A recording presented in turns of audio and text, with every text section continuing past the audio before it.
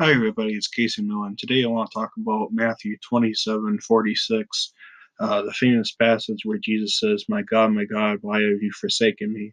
Or as the older English translations will read, "Why hast thou forsaken me?"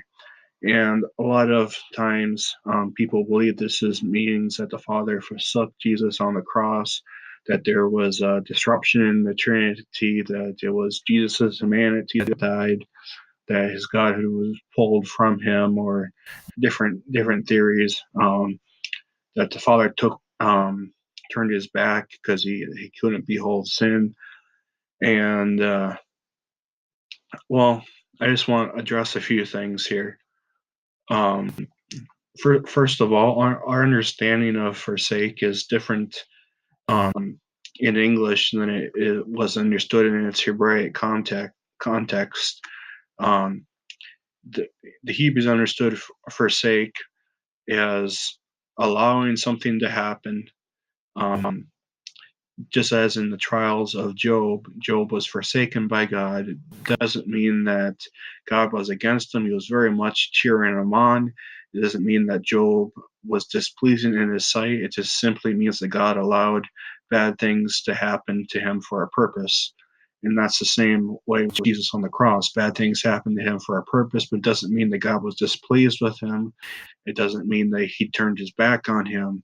It doesn't mean that he forsook him in the sense that we tend to think of as abandoned. Um, it's interesting that Jesus probably spoke in Aramaic when he said, my God, for why hast thou forsaken me?" And it's interesting how the Aramaic Peshitta, one of the earliest translations of the New Testament, translates it. It translates it as, let me pull it up here. And about the ninth hour, Jesus cried out with a loud voice and said, "Eli, Eli, lama sabachthani," which means, my God, for this I was kept, or for this I was singled out. And that has the meaning of the Hebraic understood word for forsaken, the concept. It is something that's left over, or that has a specific purpose that's set aside. It doesn't mean forsaken as like I said, as abandoned. Um, one place where this can be shown is in the Septuagint, where in different places, if you look up the Greek word for forsaken in Matthew's Gospel corresponding to the Septuagint, you will find that it's used in this way. The argument can be raised that the Septuagint isn't inspired, therefore its uses of forsaken doesn't determine its New Testament usage. But there's a place where the Septuagint is quoted and it uses this word. So it's showing that the Septuagint's understanding of this word is correct, and that's in Romans 9:29.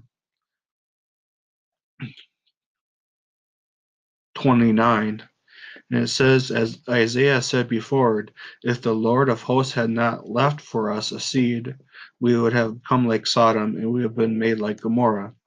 And that "left for us" is the same Greek word as forsake. It means to be set apart. It's for a specific purpose, and that's how the Aramaic Peshitta translates it. Uh, for this purpose he was kept. Now it's a loose translation of the meaning of forsaken in its Hebraic context, but it still survives in this state in the Oriental Orthodox Church in their translation of the New Testament. And this is how forsaken would have been understood by the early church, by the Jewish people of that time. Within the context of Psalm 22 itself, it shows that he wasn't forsaken. A lot of times, what the Jews would do is quote the first part of a psalm and thereby imply all the rest of it. So when Jesus quoted the first verse of the psalm, he meant to apply the whole psalm to him. And in Psalm 22,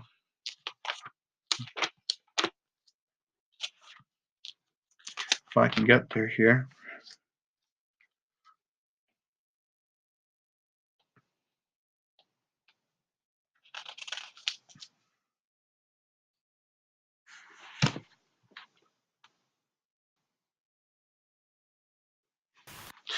Psalm 22:24 it says, "For he has not despised nor hated the affliction of the afflicted, nor has he hidden his face from him, but when he cried to him, he heard." And that's a prophecy about Christ when the Father's face wasn't turned against him, uh, but when he cried to him, he heard. Jesus was forsaken in the sense that he was set apart for a particular purpose. He was, God allowed him, again, using the Job analogy, God allowed him to go through things that were miserable, that were hard, but it doesn't mean that he stopped loving him. It doesn't mean that he didn't have his best interest in mind. Um, doesn't mean that God was displeased with him in any way. That's not the Hebraic understanding of the word forsaken. Some other passages that strongly imply that Christ wasn't forsaken by the Father is in Acts 2:25. It says, "I saw the Lord always before my face; He is on my right hand, and I should not be moved." And that's a prophecy about his crucifixion and about his descent into Hades and his resurrection.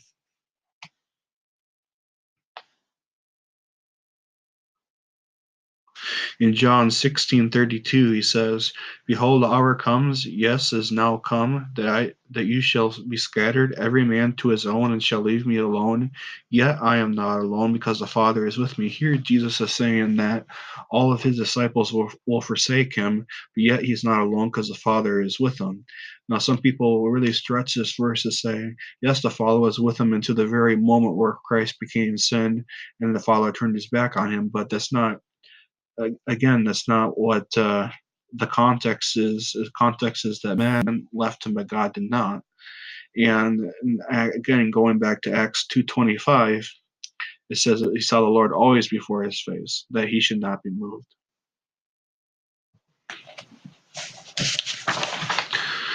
In John 8:28-29, it says, "Then Jesus said to them, When you have lifted up the Son of Man, then shall you know that I am, and that I do nothing of myself, but as the Father hath taught me, I speak these things, and he that sent me is with me. The Father has not left me alone, for I always do that which pleases him."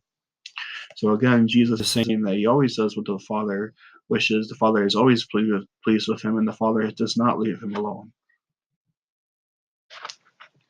Secondly, the concept that Jesus as Godhood can be separated from his humanity, in the sense that the divine part of him was abandoned. The